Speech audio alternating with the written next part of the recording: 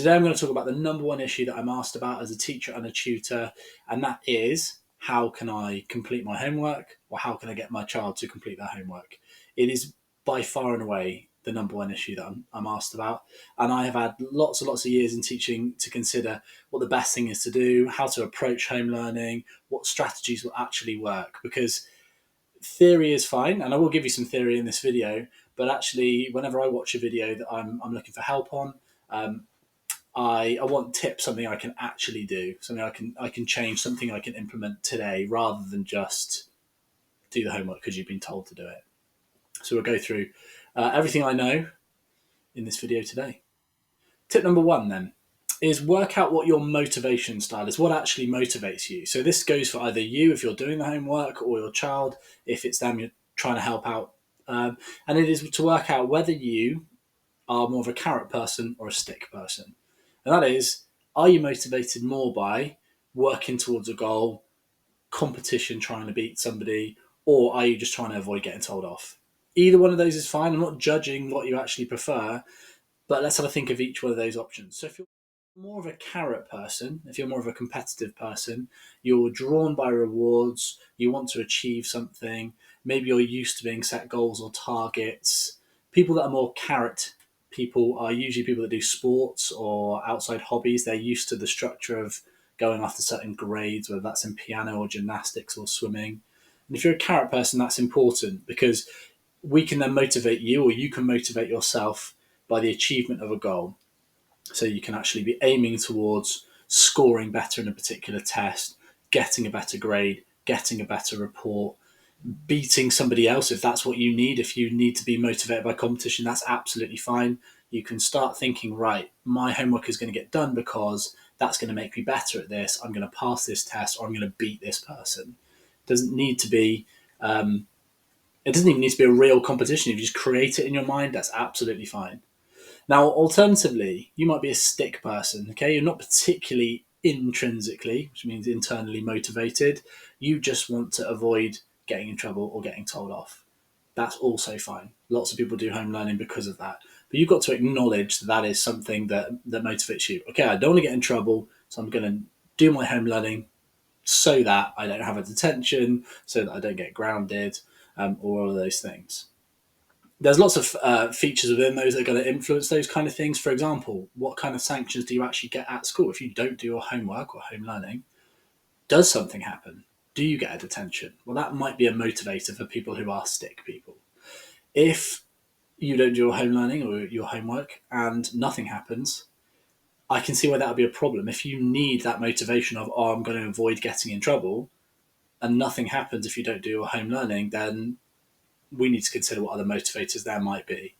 But just be aware of that. So the first point is just be aware of your motivation style. Do you like chasing a goal? You're a carrot person. You want a goal or a reward? Fine. Just know that. If you're a stick person, okay, I'm probably not going to do it unless I get in trouble or I create some trouble for myself. That's also fine. Just know that, and we'll work towards one of those two things. The second point I want to make, and I don't think it's made a lot, especially in primary school level, is about your chronotype. What I mean by chronotype is when you feel most awake in the day. It's actually really simple, and we're all a little bit different. But I don't think we adapt when we do our homework enough. I don't think we alter when we do our work or our learning around that enough, especially at a young age. So just consider to yourself now, what type of person are you? Are you the kind of person that's wide awake in the morning? You could be up at 5 a.m. You feel absolutely fine as soon as you get out of bed. I think that's a relatively small proportion of us, and especially children of school age. I get that, but it could be you. Maybe afternoons when you finally kick into action. You're slow during the morning, you're not a morning person, and the afternoon's good for you. Also fine. All of these are fine. And then maybe also in another smaller bracket, that late nights, actually after you have tea, after kind of 7, 8 o'clock at night, for whatever reason, you feel most awake at that time.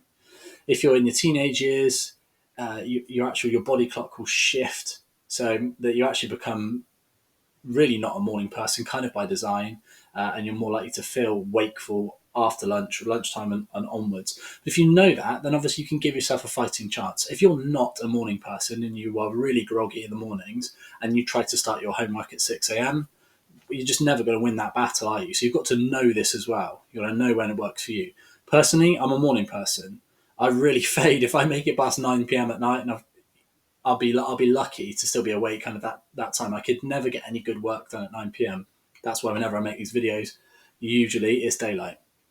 So know your chronotype and schedule your learning for as close to that time as you can. If you can carve out half an hour, or we'll talk about that the time frame in a moment. If you can carve out half an hour before school and that works best for you, great, absolutely do that.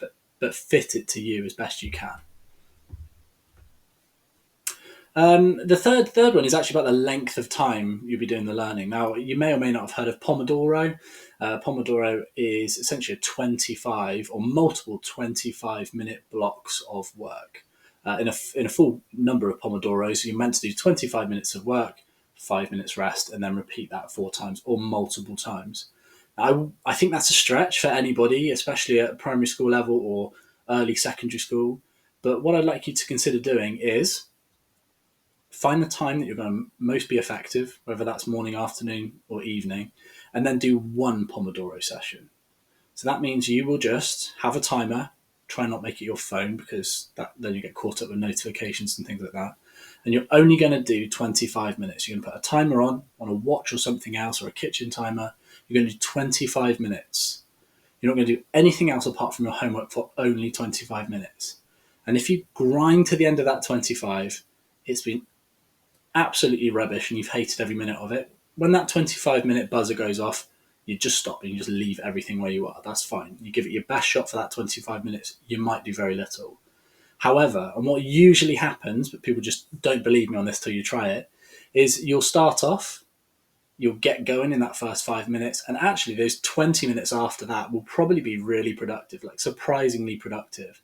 And when the 25 minutes is up, you are free to continue for as long as you want to, but you don't have to continue. And what most people find if they really do give this a go is they keep going past that 25 minutes and usually finish the piece of learning that they need to do. And it works fantastically well. The problem is that most people don't ever try to do one session. So all I'm asking is 25-minute timer, put it on. You only have your home learning in front of you, 0 distractions. That means absolutely no phone or TV or anything else. If you grind through it and it's horrible, stop at 25. If you feel fine at the end of it, carry on. Honestly, it's gold. And for adults amongst us as well, a 55-minute timer is great for that. I don't usually do multiple Pomodoro sessions. I just go for 55 and then stop then if I need to. And I would say 8 times out of 10, I've just continued on. Oh, I just need to finish this. I just need to finish this. Because you're kind of in the zone by the time that session finishes. My next tip would be get some quick wins. There's 2 schools of thought on this. You could either say do your most challenging piece of home learning first, so you kind of break that and you get it done, get the most important thing done or the hardest thing done. But actually, I think it's more difficult to get momentum going. So I would recommend that you do something relatively simple. So for example, with my year 6s, we've got 10 spellings every 2 weeks. Start your Pomodoro session, your 25-minute session, with writing down your 10 spellings, covering them over, having a go, writing them out again, and checking that they're correct. That's super simple. You can get that done in 5 minutes. But that will be your spellings done in that first 5 minutes. It's a box ticked.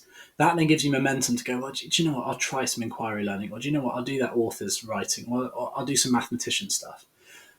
I think looking at the hardest challenge that you've got is difficult for any of us. If I just said, write a paragraph on a book you're trying to do, or go straight into finishing that Excel spreadsheet straight away, it's hard to get going without any momentum. So build it with something easy-ish to start with.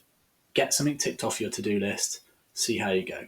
So it should be 5 minutes of spellings, or I don't know, maybe 10 minutes of reading if you need to do that. But get something ticked off your to-do list. It will give you the good feeling, the warm fuzzy feeling inside. Yeah, I did something here, I'm all good. And then you move on to the next thing.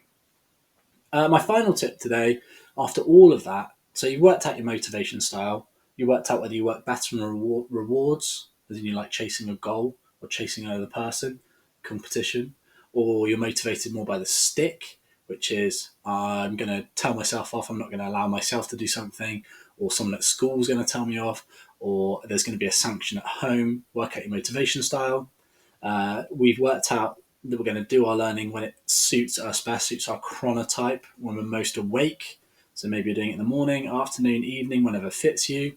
We're also doing 25-minute block to start with. We're trying to get quick wins by doing something that we can get done quickly. We can definitely get a job done in that 25 minutes to give yourself that momentum. At the end of all this, you've got to find something to reward yourself with. It might be that you've just done 25 minutes, but you've done it. If you've made it through that one Pomodoro session, you've done 25 minutes. Give yourself a bit of social media scrolling time if that's what you want, if that's what you like. Give yourself, I don't know, time to kick a football about. Give yourself some time on the PlayStation. Whatever it is, there's got to be some kind of reward. It gives you a reason to do it, and it helps strengthen that habit within you. So yeah, definitely find a reward, even if it's really simple. I think get one particular sweet or a chocolate bar that you particularly like. Leave it somewhere else, and that could be your treat. I don't advocate for always using food as a treat and a reward, but sometimes, now and then, it really helps. I don't think we can just say, sit down and do 2 hours on a Saturday, plug away, get it all done. You're not leaving until you've got it all done, and the motivation should be, well, you should just do it. I don't think that's motivational. I think there's a reason why we can't get people to do home learning. Either children or ourselves don't see the value in it, or we just don't know how to get started.